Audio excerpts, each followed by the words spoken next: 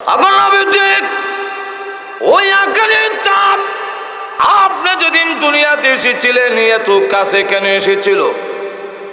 আপনিও তাকাইয়া মুসকে মুসকে আসছিলেন। আপনার মাথা মোবারক ডাইনে বামে নড়াইলে আকাশের চাঁদ ডাইনে বামে নড়লো কেন? আল্লাহর নবী ডাক দিলেন, চাচা গো, যা দেখেছিলেন ঠিক দেখেছিলেন। ওই আকাশের চাঁদ এসেছিল আমি বিশ্ব নবীকে আনন্দ দেওয়ার জন্যে। কিসের আনন্দ? যতটা বাচ্চা পৃথিবীতে আসে প্রত্যেকটাই কানতে কানতে আসে, আমি যেন না কান্দি। আল্লাহ আকাশের চাঁদ দিয়ে আমাকে আনন্দ দিয়েছেন। কান্দে না কথা বুঝে? আব্দুল মুত্তালিব বলেন, আমি খানা কাবা তোয়াফ করতেছি, হঠাৎ করে দেখি কাবা ঘরের দেওয়াল কথা বলে, হ্যাঁ আরববাসীরা, যার মাধ্যমে আল্লাহর গোলামি প্রতিষ্ঠিত হবে, সমস্ত মূর্তি পূজা উৎখাত হবে, সেই বিশ্ব নবীর আগমন হয়ে গেছে। কাবা ঘরের দেওয়ালের কথা শুনে আমি এমনি কাবা ঘরের দরজা দিয়ে ভিতরে তাকাইলাম। তাকায় দেখি যতগুলো মূর্তি ছিল একটাও খাড়া নাই, সবগুলো জমিনে পড়ে হাত পাও নাক কান ভেঙে টুকরা হয়ে গেছে। আল্লাহ প্রমাণ করে দেখা দিলেন বিশ্ব নবীর আগমন হয়ে গেছে, এই মূর্তিগুলো অপসারিত হয়ে যাবে, মূর্তি থাকবে না। হালিমাতুস সাদিয়া রাদিয়াল্লাহু আনহা বলেন, আমিও দেখছি। কি? হালিমাতুস সাদিয়া বলেন, কেউ বিশ্ব নবীকে নেয় না। কেন নেয় না? না নেওয়ার কারণ হলো ইয়তীম ছেলে যদি নেই পুরস্কার পাবো না। আর হালিমাকে কেউ সন্তান দেয় না, গরিব মহিলা, তার বুকেও দুধ নাই, উটের স্তনে দুধ নাই, তদুপরি তার একটা বাচ্চা আছে, ঈদই দুধ পায় না। হালিমা ভাবলো একবারে খালি যাওয়ার চেয়ে এতিম ছেলেই নেই, যা পাইলাম তাও। আর হালিমাতুস সাদিয়া আমেনা ভাবলেন কেউ যখন আসে না তো হালিমার কুলে দিয়া দেয়, খাওয়ান কম পাইলেও সেখানের আবহাওয়া ভালো, সেখানের ভাষা ভালো। কারণ অনেক সময় রাজধানীর ভাষা ভালো থাকে না। একটু জোরে কর। আমরা বাংলাদেশের রাজধানী কোন? ঢাকা। ঢাকাই আর ভাষা ভালো তো। একটু জোরে কর। একটা জিগায় কয়, হুজুর কেমন ওয়াজ করলো রে? একটা জিগায়, হুজুরটা কেমন ওয়াজ করলো রে? হ্যাঁ বুঝায়, হালায় ওয়াজ করছে যেমন বকরির লেদাইছে হালায়। হ্যাঁ কিন্তু হুজুরের ওয়াজের প্রশংসা করছে, মন্দ কইছে না, কিন্তু ভাষা শুনেন হালায় ওয়াজ করছে যেমন বকরি লেদাইছে হালায়। বকরির লেদা যেমন টট্টবায় পড়ে, হুজুরের মুখ থেকে এমন কথাগুলো টট্টবায় পড়ছে, একটা সাথে একটা লাগছে না হালায় এমন ওয়াজ করছে। একবারের বাপ মারা গেছে, কুটি কুটি রাখার মালিক, জীবনে নামাজ পড়ছে না। তো ইমাম সাহেবরা কয়, হ্যাঁ জানাজা নামাজ পড়তাম না, এমনি তো এতো কারণ নামাজ পড়ছে না, এখন জানাজা হয়ে কি দিত। তার ছেলেরা এসে কয়, হুজুর নামাজ যদি না পড়েন সামাজিকভাবে এত আমরা কলঙ্ক হয়ে যায়, নামাজটা পড়ে দেন। হচ্ছে ঠিক আছে, একটা কাফারা দাও, তোমার বাপ যে নামাজ পড়ছে না, কাফারা দাও, তাহলে আমরা নামাজ পড়ে দেবো। ও কাফারা কত? হুজুর হিসাব করে দেখে 6 লাখ টাকা হয়েছে। হ্যাঁ, কোটি কোটি টাকার মালিক, 6 লাখ টাকা দিলেই কি বেটা সম্পত্তির থেকে? এমন সময় হেরা কয় কি, ডাইনিবি মসজিদ বামিবি মসজিদ, হালায় নামাজ পড়লো না কে? আমরা এখন কাফারা দেব মুখে। ভাষা কেমন দিচ্ছেন তাও শুনতে। কিন্তু আমাদের বাংলাদেশের একটা অঞ্চল হইল কুষ্টিয়া, এখানের ভাষা যে জীবনে সরসরে হচ্ছে না, এর ভাষা উনলে মনে হবেন যে আমি ভাষ। আচ্ছা তোর না, সেখানেও আমরা তফসিল করতে যাই, তো সেখানে গেলে দেখা যায় ডাক দেখো, হে সাজ্জাদে বাজারও যাবি না, জাতি জাতি আর খাতি খাতি বেলাটা শেষ করে দিলে। আরে বাবা, বোঝা যায় পণ্ডিত ঘুমাই গেছেন না কেমন? তায়েবের ভাষা ভালো, আবহাওয়া ভালো, দেয়া দেই হালিমাতুস সাদিয়ার কাছে। হালিমা কয় খালি যাওয়ার চেয়ে ইয়েতিম ছেলে নিয়ে যায়। যেই মাত্র আল্লাহর নবীকে কুলে নিলেন, হালিমাতুস সাদিয়া বলেন, এমনি তাকায় দেখি আমার বুকের মধ্যে দুধের জোয়ার এসে গেছে। আমার উটের স্তন দুধে ভরপুর হয়ে গেছে। আমার উট গোড়ে খানায় কাবার দিকে ফিরে গেছে। মাথা নত করে কাবা ঘরে সেজদা দিয়ে উট আবার মাথা উঠাইয়া এবার উটের জবান দিয়ে ডেকে ডেকে বলে, তোমরা কারা গো?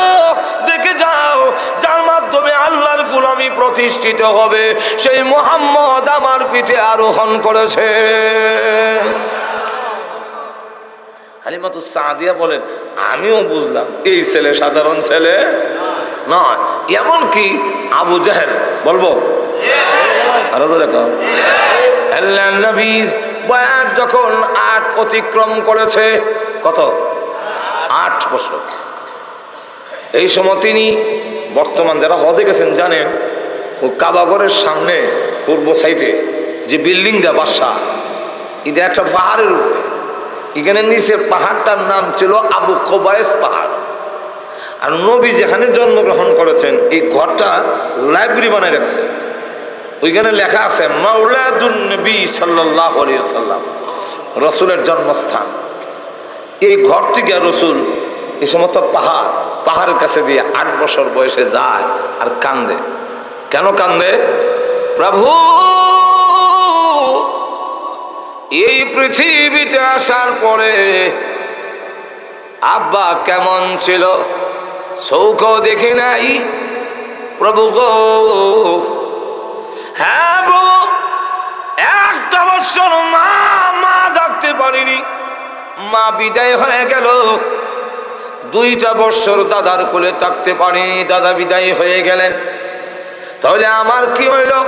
আব্বা নাই, মা নাই, দাদাও নাই, ভাই বোন বলতে কেউ নাই, অথচ তামাম পৃথিবীর দায়িত্ব আমার মাথায় ছেড়ে দিয়েছ।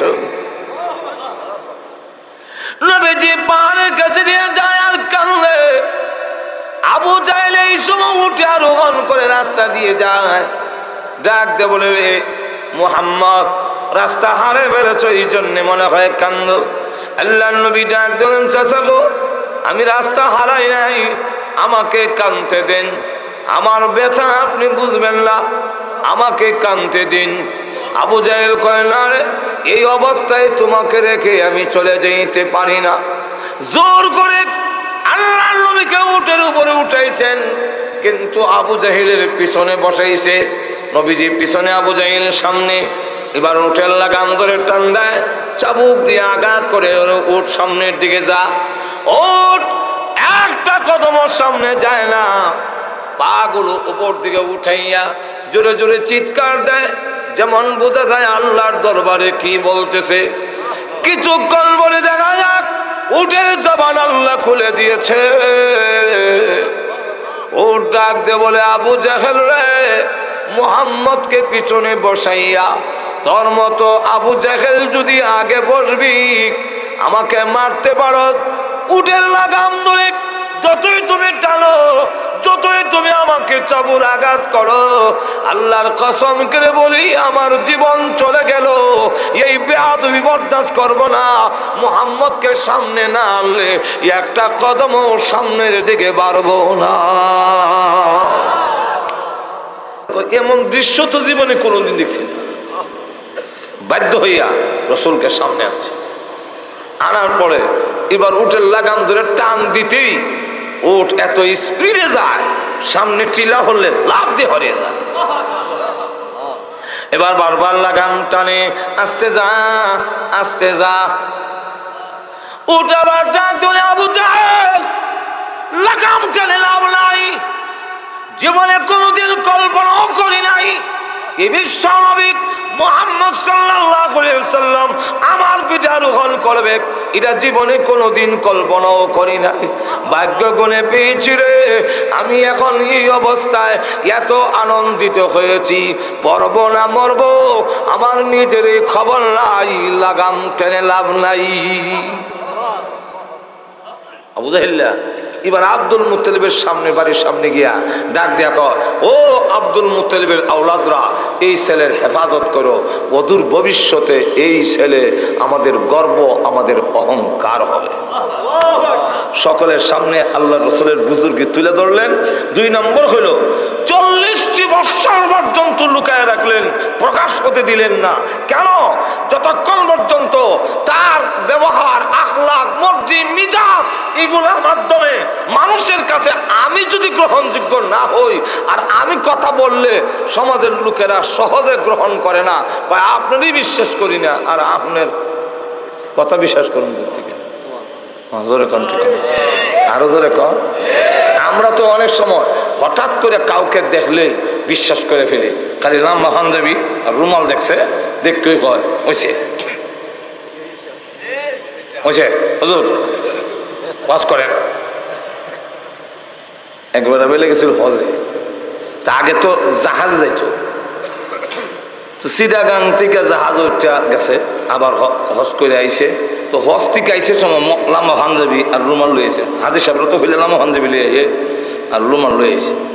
তো ভাবলো চিটাগাং যখন আমার মাওয়ের বাড়ি, একটু দেখা করে যায়। গেছে বলে মাওই কয়, বেটা পুত্রা বেটা ওয়াজ করুন না। মাওই গো, আমি তো ওয়াজ জানি না, আমি হজ করে আইছি। মাওই গো দূর বেটা, কিছুদিন আগে আমরা এখানে ওয়াজ হয়েছে, বললাম পাঞ্জাবি আর রুমাল লাগাই আইছে, সেই বেটা হলে তুমি ভাবতা না গে।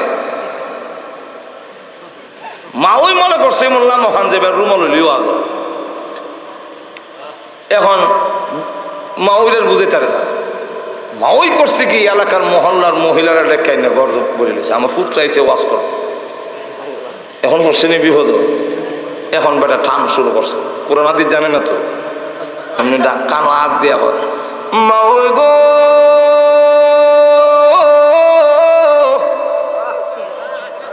ও মাওই, আরে যখন নাকি আমি চিটাগাং থেকে জাহাজ উঠলাম, জাহাজ যখন সাইরা দিল গো, ও পানি ছাড়া আর কিছু দেখছি না। এরপরে যখন নাকি আমি জিদ্দা গিয়া নামলাম, তোমা ওই গো বালু ছাড়া আর কিছু দেখছি না। এমনি তো সব মহিলা তো এক সমান না, কিছু তো সচেতন আছে। দেখো কি গো, তোমার পুত্রে দেখিতে ওয়াজ করে, কোরআনও নাই হাদিসও নাই, খালি কয় বালু ছাড়া কিছু দেখছি না, হানি ছাড়া কিছু দেখছি না। ইতে কিতা কহ কথা তো ঠিক, কোরআন তো কইল না, হাদিস কইল না, তো তুমি দি সিল্লি মারছো। আমি কি আর ইতা বুঝছি, টানের ছোটই সিল্লি মারছি। আমরা দেশে কিছু আছে টানের সুরে সিল্লি মারুন না। দেখি একবার ওয়াজ করতেছে কিতা, মক্কা গেলাম, মদিনা গেলাম, ঢাকা গেলাম, সিলেট গেলাম, আরে হরসপুরের মতোই এমন জায়গা পাইছিলাম। এমনি একবার তো অনেক যুবক ছেলে দিকে কিতা আসা কয় মক্কা গেছে, মদিনা গেছে, ঢাকা গেছে, সিলেট গেছে, হরসপুরের মতো এমন জায়গা পাইছে না। তো হরসপুরের জায়গাটা কি মক্কা মদিনার থেকে সুন্দর হইব? না না, মক্কা মদিনাই সুন্দর। মক্কা মদিনার থেকে ফজিলত বেশি হইব? বুঝলেন না, না মক্কা মদিনার ফজিলত বেশি। তা আপনি যে সিল্লি মারলেন, ও বাবা রে, আমি তা বুঝছি না, টানের শুরুই সিল্লি মারছে। এখন ঠিক কিনা? এমন দেখলে যে হঠাৎ করে দেখকেই বিশ্বাস করলে যে বিপদে পড়ার সম্ভাবনা আছে। আর একটা কিচ্ছা হইতাম না আপনাদের সামনে। একবার সৌদি আরব থেকে আইসে, হ্যাঁ আমার বান্ধবী আর রুমাল দেখছে না, সৌদি আরব থেকে আইয়া হইলে এমনি দেয় দিয়া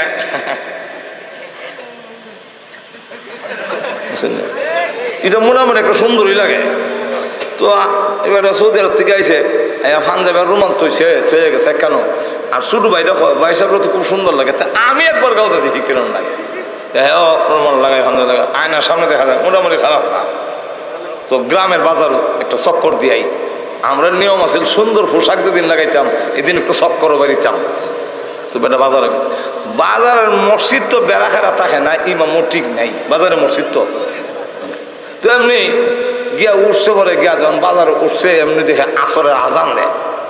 তো বেটা ভাবলো কেন পাঞ্জাবি আর রুমাল লাগাইছি, যদি মসজিদও না যায় মানুষ ও মিয়া রুমাল পাঞ্জাবি লাগাই নাও সর না। তো যা আজানটা যখন হয়েছে মসজিদে যাই, মসজিদে গিয়া দেখে সব বসে রয়েছে, ইমাম খুঁজতেছে, সকলে মিলে হয় এই যে হুজুর আছে,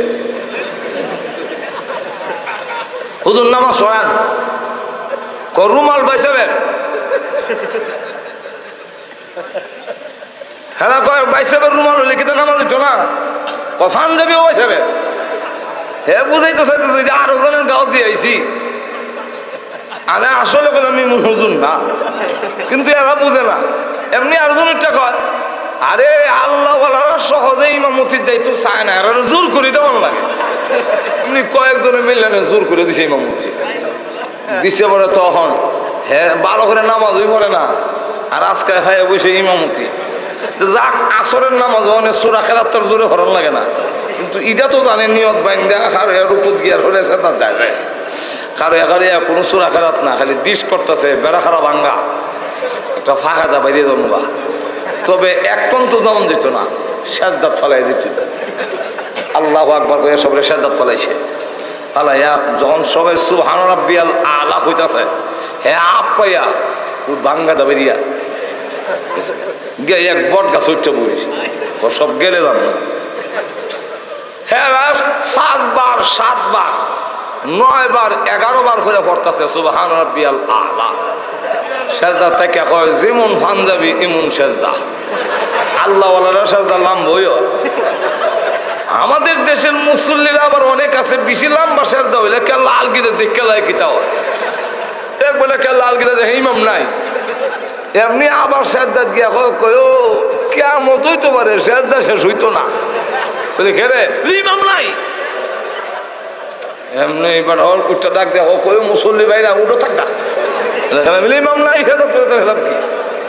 সকলেই তো খুব রাগ গুসালে উঠছে, হ্যাঁ কামড়া করলো কিতা, তালাশ করো হয়ে বেড়ে গেছে, কই তালাশ করে করতে করতে আটকা দেয় বট গাছে যাই বেড়া বোয়া লামাই আনছে আইন কই ইমন কাম করলা খেলে আমরা সেদাত ফালা এগেরা খেলে বিলে সেদাত ফালা এক গেলাম খেলে, তোমরা ইমাম বানাইলা কেন, এই পাঞ্জাবি আর রুমাল দেখতো ইমামতি আমি ফারুম কিনে এটা জানতা না, তোমরা যাচাই বাছাই ছাড়া ইমামতি দিলা কেন?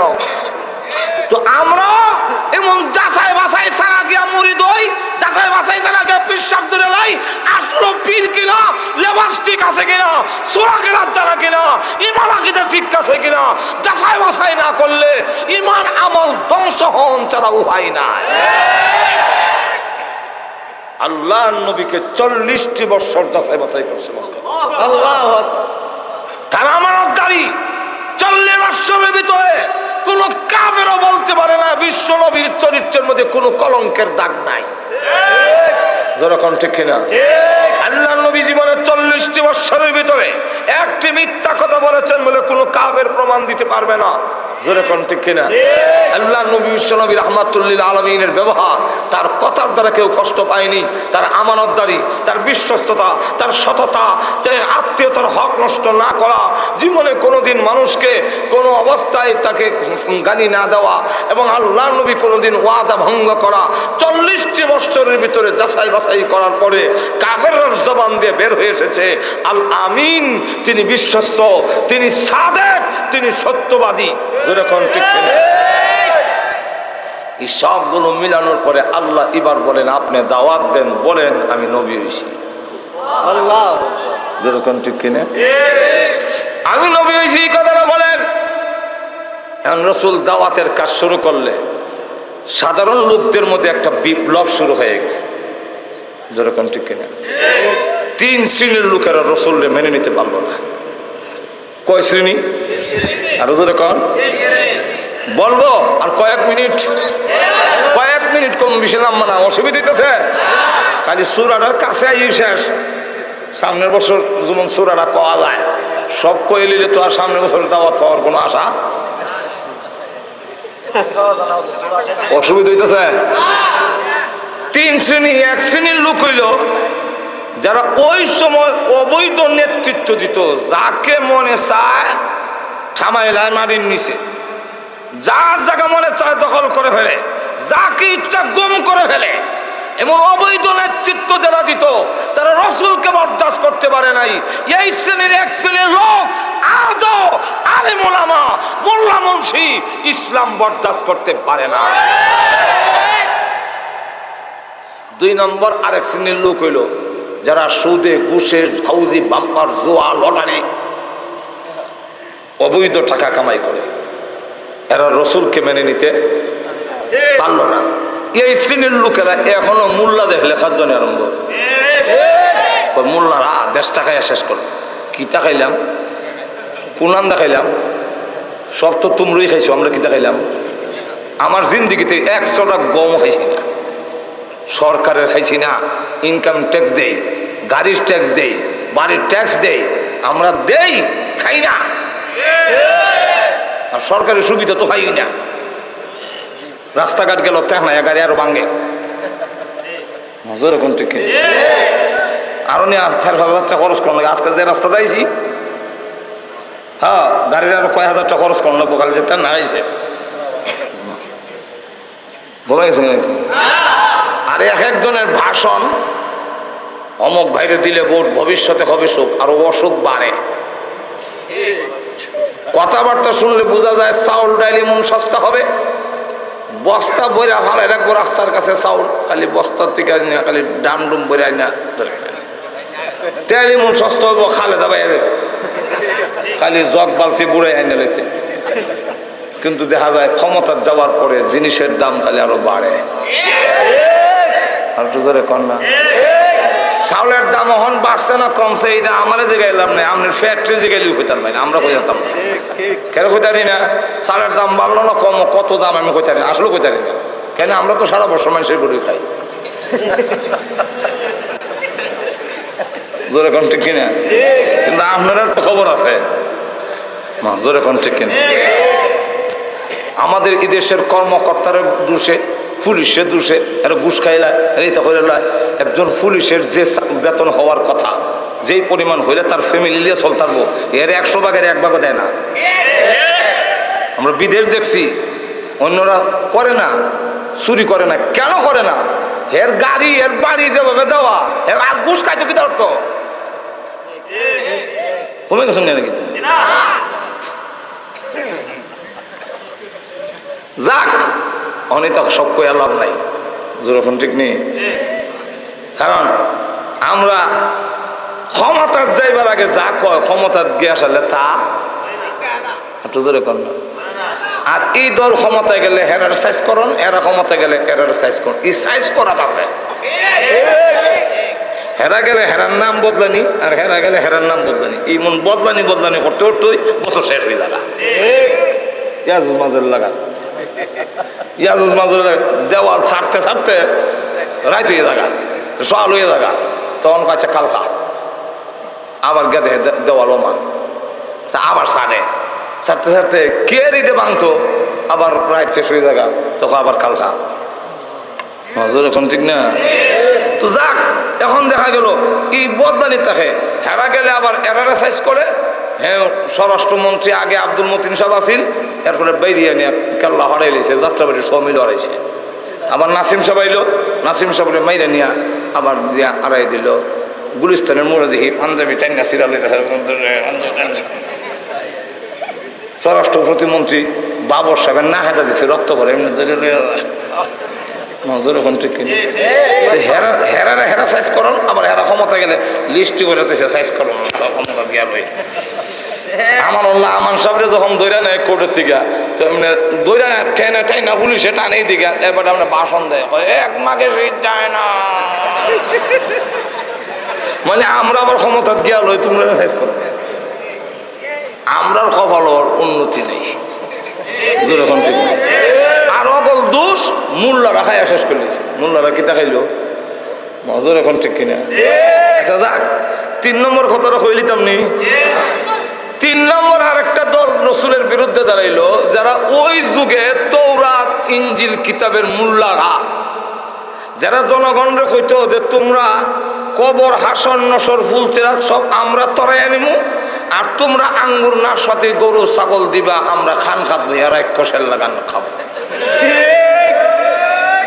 এমনই এক শ্রেণী আমাদের সমাজে এখনো আছে, যারা কিচ্ছু জানে না, ওয়াজ জানে না, কোরআন জানে না, হাদিস জানে না, ফাঁক না ফাঁক জানে না, হালাল হারাম জানে না, কিন্তু সাধারণ লোকেরা কয় তোমরা খবর আসন্ন নন, এটা চিন্তা করো না, আমরা আছি, আমরা কাছে বয়াত হইবা। আর আমরা খালি গরু ছাগল আঙ্গুর নাশপাতি দিবা, আমরা রাক্ষস লাগান খাইয়া জাম্বুরা লাগান কইলা বইতাম। আর আমরা দেশের কিছু লোকও আছে, তারা কয় নামাজ পড়লে পড়ি না পড়লে নাই, সুদ খাইলে খাই, ঘুষ খাইলে মদ খাই, আর মদ খাই বাবার লেজো ধরছি, ব্যস্ত না গিয়া সারাধারি নেই। এমন ধারণা লয়ে বইছে, এই ধারণা দিয়া হবে না। আর তো তোর এখন না আল্লাহ নবীর বিরুদ্ধে তারা দাঁড়াইলো, বিরুদ্ধে দাঁড়ায় তারা কি কয়, মোহাম্মদ সাল্লাল্লাহু প্রথম কইছে আপনাকে এই দাওয়াত দিয়েন না, আমরা টাকা দিলাম মনে, টাকা দিলাম মনে, বড় সর্দার বানা মনে, সুন্দরী বৌদি মনে। রসুল কয় এতক্ষণ যা কইছো তা তো দেওয়া সম্ভব, যা দেওয়া অসম্ভব। ওই আকাশের সূর্যটা যদি এক হাতে এনে দাও তা তো পারবে না, দাও যদি চন্দ্রটা পারবে না, আর এক হাতে এনে যদি দাও, এক মুহূর্তের জন্য কালিমার দাওয়াত বন্ধ করবে। তখন কয় কি না তৈলে এটা দইছে না, এবার মোহাম্মদের বদনাম করো। তো মোহাম্মদের বদনাম কি করব? ওনার মাথা থেকে পা পর্যন্ত শরীর মুবারকের কোনো দোষ নাই। আর মানুষের একটা না একটা দোষ থাকে, চোখ দেখবেন বেটা খুব সুন্দর, চোখ বিলের চোখ, বেটা খুব সুন্দর নাক সেফা, বেটা খুব সুন্দর মিকর ফিস কাটিংটা বানানা দেখতে বানরের মতো লাগে যেমন বুশ, বেটা খুব সুন্দর লম্বা, বেটা খুব সুন্দর খাটো, বেটা খুব সুন্দর ফেটমুড়া, বেটা খুব সুন্দর কঙ্কাল, একটা না একটা দোষ থাকে। কিন্তু আল্লাহর নবীর মাথা মোবারক থেকে নিয়ে পা মোবারক পর্যন্ত কোনো দোষ নাই। 2 নম্বর হইল তার চরিত্রের মধ্যেও কোনো দোষ নাই। তো কি তার দোষ কইতাম বলে, আমরা সমাজের লোকেরা সব লোকে যদি একটা মিথ্যা কথা বলি সমাজে এটা সত্য হয়ে যায়। মোহাম্মদ তো পাগল না, কিন্তু আমরা সব রকম পাগল। পাগল হলে কি হইব বলে, সাধারণ লোকেরা ওনার কাছে যাবে না, তথ্য যেমন আমাদের দেশেও কয়, কয়রা কি বলে ওয়াহাবি। ওয়াহাবি কিটা? ওয়াহাব তো আল্লাহর নাম। আল্লাহর কি নাম? আল্লাহর এক নাম, ইন্নাকা আনতাল ওয়াহাব। ওয়াহাব কার নাম? তো ওয়াহাবের শেষে দাইয়া লাগাইলে ওই ওয়াহাবি, এর অর্থ হইল আল্লাহওয়ালা। যদি কইতো আব্দুল ওয়াহাবি, পৃথিবীর কেউ ওয়াহাব নাই, পৃথিবীতে আব্দুল ওয়াহাব আছে, তো আমরা যদি কইতো এরা আব্দুল ওয়াহাবি, তাহলে বুঝতাম পারতাম আমরা এক হইতেছে আব্দুল ওয়াহাবি, আব্দুল ওয়াহাবের দল। আমরা তো আব্দুল ওয়াহাবি কয় না, ডাইরেক্ট কয় ওয়াহাবি। ওয়াহাবি অর্থ হইল আল্লাহওয়ালা। আসলে দাওয়াত ও তাবলীগের কাম যারা করে তারা আল্লাহওয়ালা, হক্কানি পীর বুজুর্গের মুরিদ যারা, তারা আল্লাহওয়ালা। তাদের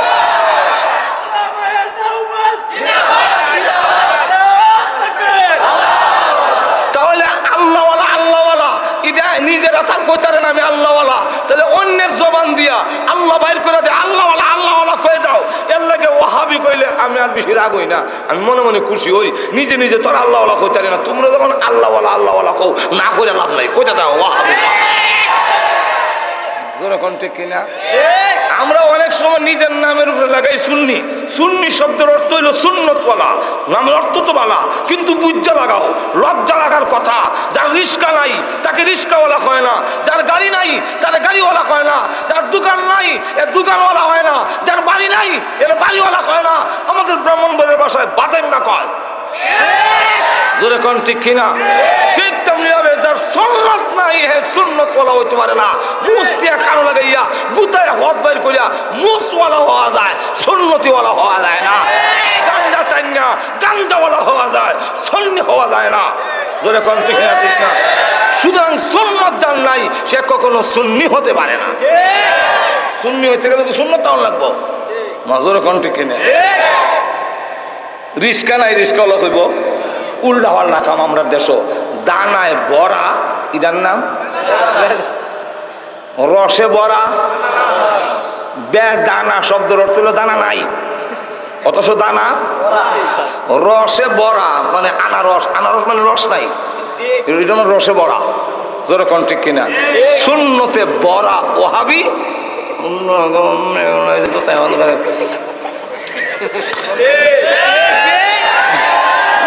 ঠিক কিনা?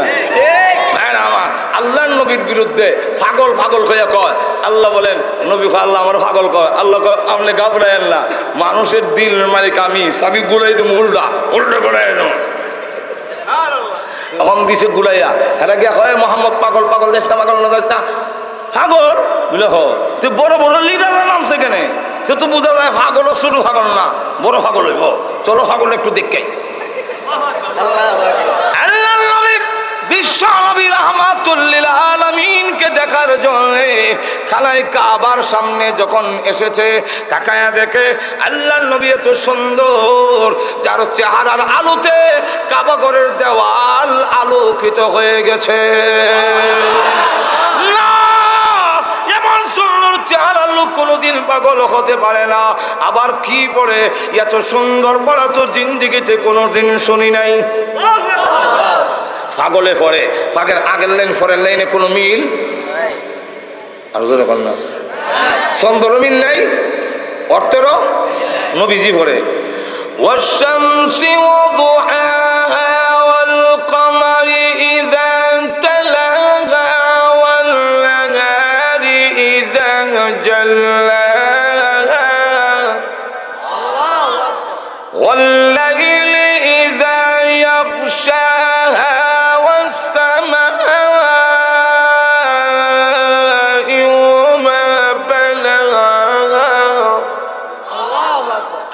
কিরে ইমন ফরত জীবন উনি আল্লাহর ভয় কাম্বর, কোনো সন্দেহ নাই। কালিমা করে মুসলমান হয়ে গেছে। কোনোটা দিয়ে পারি না। এবার ৩ নম্বর পদক্ষেপ হইল, ইহুদিদের কাছে পাঠাইছে 2জন সর্দার গিয়া জিগাও তার কিতাবে কি কয়, মোহাম্মদ নবী কিনা ইদা হেরার জিগাও গিয়া। ইহিদও তো রসুলকে মানতে রাজি না, মনে আছে তো আপনারা? এরার কাছে গেছে বলে, অথচ তৌরাত কিতাবের মধ্যে আমাদের নবীর কথা আসেনি না নাই? আরো যখন আসেনি না নাই? এটা বিস্তারিত অনেক টাইম নেই তো। তৌরাত কিতাবের পাতায় পাতায় আমাদের নবীর নাম লেখা, পাতায় পাতায়। তৌরাত কিতাব উল্টাইলাম, উল্টায় দেখি 3 জায়গায় মুহাম্মদ সাল্লাল্লাহু আলাইহি ওয়াসাল্লাম লেখা। আমি মিটায় ফেললাম আর যেন কেউ না পায়। 3 জায়গা থেকে মিটানোর পরে উল্টায় দেখি 6 জায়গায় মোহাম্মদ লেখা। 6 জায়গায় মিটাইলাম, 9 জায়গায় দেখি লেখা। 9 জায়গায় মিটাইলাম, 12 জায়গায় লেখা। কিরে একবার মিটাই 12 3 গুণ, কারণ কি? এক ইহুদি বড় আলেমকে জিজ্ঞাসা করলাম, ওই ইহুদি আলেম ডাক দিয়া বলে, কোথায় হাত দিয়েছো না ধানবে কোথাকার?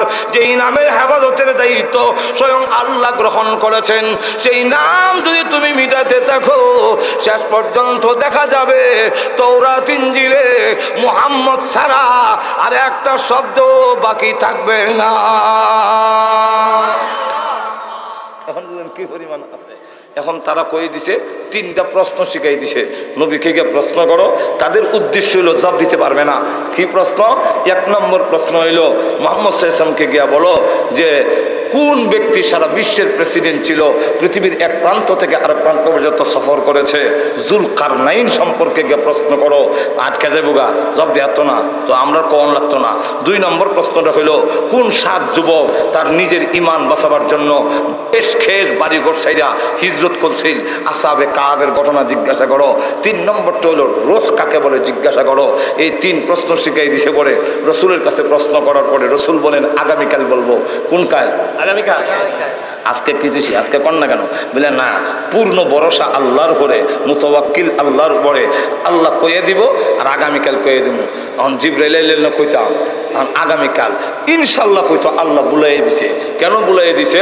আমরা শিক্ষা দিবার লেগে, জীবনের লেগে যেমন শিক্ষা হয়, এর লেগে আল্লাহ বুলাই দিছে। ইনশাল্লাহ কইছে না, ইনশাল্লাহ তখন কইছে না। আল্লাহ জিবরাইল যায় না, বলে আল্লাহ যাইতাম না, অ্যাক্সিডেন্ট করবো। বলে অ্যাক্সিডেন্ট ঘটলেওই আর বলতো না, কিয়ামত পর্যন্ত তার ছাত্র তার উম্মতরা ইনশাল্লাহ বাদ দিত না, যাই না।